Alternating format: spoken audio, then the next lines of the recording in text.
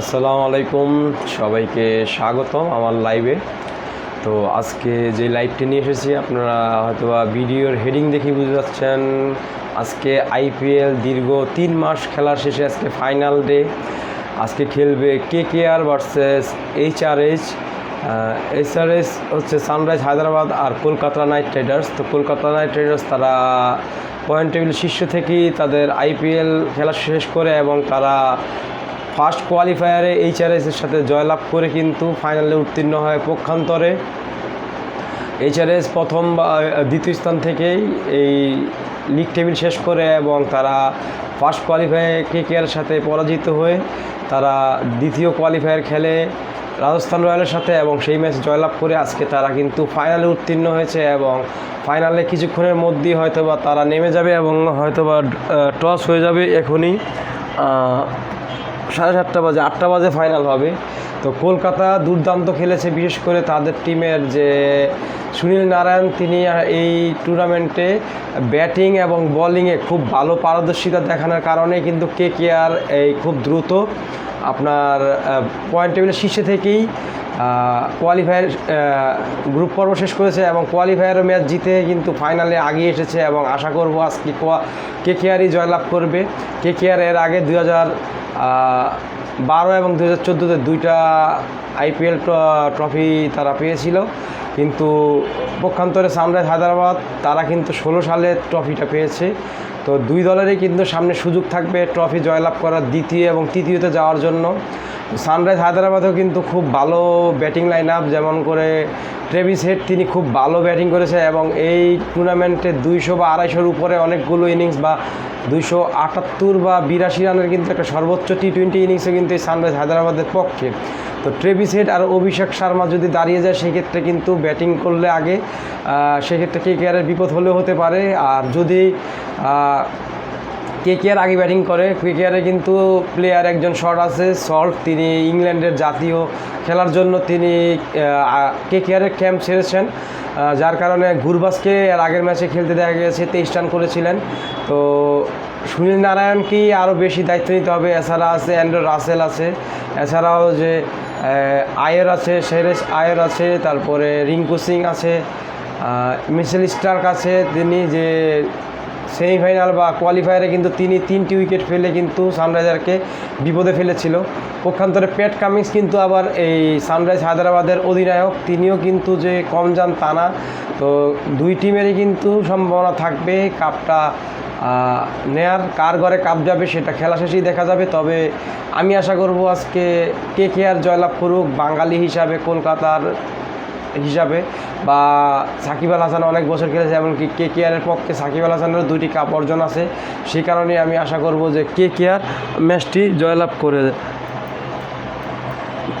আর sunrise জিতলেও যে অনেকখানি অখুশি হব তা না। আচ্ছা, সানরাইজ টসে জিতে ব্যাটের সিদ্ধান্ত নিয়েছে, এখন দেখা যাক তারা ব্যাট করে কতখানি ভালো খেলতে পারে সেটা সময়ে বলে দিবে। আর একটু পরেই হয়তো স্কোয়াড ঘোষণা করবে, তো স্কোয়াড আমি জানিয়ে দিব। তো গতকালকে কিন্তু বাংলাদেশ খেলেছিল তাদের তৃতীয় টি20 ইউএসের বিপক্ষে এবং সেই টি20তে প্রথমে টসে জিতে ব্যাটিংয়ের আমন্ত্রণ জানায় ইউএসএকে এবং ইউএসএ ব্যাট করতে নেমে তারা 40 বা 42 রান পর্যন্ত তাদের কিন্তু কোনো উইকেট যায়নি। তাদের প্রথম উইকেট 46 রানে প্রথম উইকেটের পতন হয়, সাকিব আল হাসান উইকেটটি নেন। এছাড়া গতকাল কিন্তু Mustafizur Rahman man of the match হন, তিনি 4 ওভারে 10 রান দিয়ে 6টি উইকেট নিয়েছে, যেটা টি20তে উইকেট টেকিংয়ে এক ম্যাচে সর্বোচ্চ তৃতীয়। এছাড়া আছে অজান্তা মেন্ডিস আছে দ্বিতীয়তে, আরও একজন আছে, তারা আর চেয়ে কম রানে এই কীর্তিটা অর্জন করতে পেরেছে। তবে সবাই 6 উইকেটই পেয়েছে। আর বাংলাদেশ কিন্তু এই প্রথম 10 উইকেটে জয়লাভ করলো কোনো টিমের বিপক্ষে, সেই জন্য কংগ্রেচুলেশন দিতে হয়। কিন্তু তারা যে সিরিজটা হারলো বা 2টা ম্যাচ পর হারলো ইউএসের সাথে, জিতা ম্যাচগুলো 20 বল থেকে 50 রান ডিফেন্ড করতে পারেনি এবং পক্ষান্তরে 18 বল থেকে 21 রানও বাংলাদেশ চেস করতে পারেনি। এই ধরনের আসলে লজ্জাস্কর পারফরমেন্স আসলে ভোলা যাবে না। যতই 10 উইকেটে বা 20 উইকেটে জয়লাভ করে, তারপরে জয় তো জয়। এই জয় দিয়ে বিশ্বকাপে মিশনে প্রবেশ করবে। বাংলাদেশের সামনে দুটি প্রস্তুতি ম্যাচ আছে, একটি আছে ইউএসের বিপক্ষে 28 তারিখে 9:30 এবং দ্বিতীয় টি20 প্রস্তুতিটা আছে ইন্ডিয়ার বিপক্ষে 1 তারিখে রাতের 9টা বাজে। তো এই 1 তারিখে খেলাটা হয়তো স্টার স্পোর্টসে খেলাটা দেখাবে। আর আজকে একটু পরেই যে আইপিএলের ফাইনাল ম্যাচ চলছে, সেখানে অলরেডি কিন্তু দল সানরাইজ হায়দ্রাবাদ কিন্তু আগে ব্যাটিংয়ের সিদ্ধান্ত নিয়েছে। তো যদি ভালো বোলিং করতে পারে কোয়ালিফায়ারের মতো কলকাতা, যেটা কোয়ালিফায়ার প্রথমে করেছিল এবং জয়লাভ করেছিল এই সানরাইজ হায়দ্রাবাদের বিপক্ষেই, তো সেটা যদি পারে সেক্ষেত্রে গত ম্যাচে কিন্তু আগে ব্যাটিং করে 169 রান করেছে, 159 রান করেছে এবং তারা যে কোয়ালিফায়ার ম্যাচ দ্বিতীয়টা খেলেছে সেখানে কিন্তু 175 রানের টার্গেট দিয়েছিল, সেটা রাজস্থান রয়্যাল করতে পারেনি, যার কারণেই আসলে ম্যাচটা হেরে যায় রাজস্থান রয়্যাল এবং সানরাইজ হায়দ্রাবাদ ফাইনালে ওঠে। এবং আজকে কিন্তু ফাইনাল একটু পরেই শুরু হয়ে যাবে, কলকাতা ভার্সেস সানরাইজ হায়দ্রাবাদ। সেই ফাইনালে কে আসলে জয়লাভ করবে আপনারা কমেন্ট করে জানাতে পারেন। টিমের কম্বিনেশন এখনও যদিও বলা হয়নি, দেখা যাক কাকে কাকে নেওয়া হচ্ছে।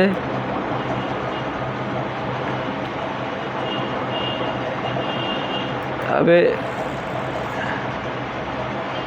হ্যাঁ, আপনাদের বলে দিতে পারছি 11 কারা: Rahmatullah Gurbaz wicket keeper batsman, Sunil Narine foreign recruit, Venkatesh Iyer, Shreyas Iyer captain, Rinku Singh, Andre Russell বিদেশি প্লেয়ার,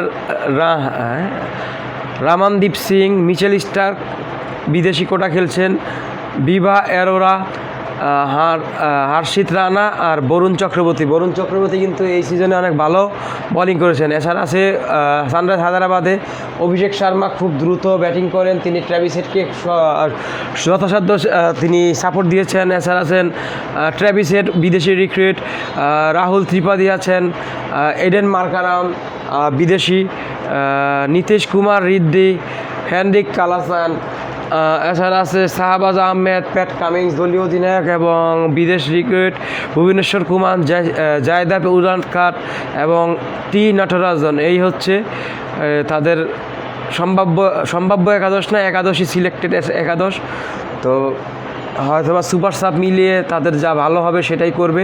তবে আশা করব আজকে ম্যাচটি কলকাতা যে জয়লাভ করুক, তারা তাদের তৃতীয় ট্রফি পাক। এবং যে সানরাইজ হায়দ্রাবাদ তারা যা প্রথম ট্রফিটা পেয়েছিল, সেখানে কিন্তু মুস্তাফিজুর রহমানের অনেকটাই ভূমিকা ছিল। 2016 সালে মুস্তাফিজুর রহমান এমাজিং প্লেয়ার হয়েছিলেন ওই টুর্নামেন্টে। তো আজকে কিন্তু তারা দুজনের কেউই নেই এই টিমে, বা মুস্তাফিজ যেই টিমে খেলেছে এই আইপিএলে সেই টিমটাও কিন্তু সেমিফাইনালে উঠতে পারেনি বা কোয়ালিফায়ারে উঠতে পারেনি। তো কি হবে, আপনারা কি মনে করছেন কে জিতবে? তবে আমি অবশ্যই আশা করব, যেহেতু বাংলা ভাষাভাষী হিসাবে কলকাতা বা কেকেআরে কিন্তু বাংলাদেশে মাশরাফি মুর্তজা খেলেছিল এক সিজন, এছাড়াও কিন্তু সাকিব আল হাসান অনেকগুলো সিজন খেলেছে এবং 2বার চ্যাম্পিয়ন হয়েছে। সে কারণে আমার কলকাতার প্রতি সাপোর্ট থাকবে বেশি। আর যেহেতু সানরাইজ হায়দ্রাবাদকেও মুস্তাফিজুর রহমান চ্যাম্পিয়ন করেছিল 2016 সালে, তাদেরও যে জয়লাভ করলে আমার মন ওরকম খারাপ হবে না। আর এবারের আইপিএল আজকের মাধ্যমেই শেষ হতে যাচ্ছে। লম্বা একটা আইপিএল 10 টিমের প্রায় 3 মাসের মতো, সেই মার্চ মাসে শুরু হয়েছিল। আর আজকে হচ্ছে মে মাসের 26 তারিখ। আজকে আইপিএল শেষ হয়ে গেলে কিন্তু কালকে থেকে বিশ্বকাপের ওয়ার্ম আপ শুরু হয়ে যাবে এবং 1 তারিখ থেকে কিন্তু ফুল বিশ্বকাপ শুরু হয়ে যাবে। তো ক্রিকেটের খেলা কিন্তু আরও দিনকে দিন আরও বাড়ছে, আর অনেক বিজি শিডিউল, যার কারণে প্লেয়াররা ওইরকম পারফরমেন্স করতে পারছে না। আর বাংলাদেশ টিম গতকালকে জয় লাভ করার জন্য তাদের কংগ্রেচুলেশন। এবং আজকের যে খেলা সেখানে আমি আশা করব কেকেআরই জয়লাভ করবে। তো আপনারা কে জয়লাভ করবে সেটা কমেন্ট করে জানাতে পারেন। এবং ভিডিওতে এখন পর্যন্ত যারা যারা এসেছেন সবাইকে ধন্যবাদ জানাবো, এবং পরবর্তীতে যারা ভিডিও দেখেছেন সবাইকে ধন্যবাদ জানিয়ে আমার লাইভ এখানে শেষ করছি। আসসালামু আলাইকুম।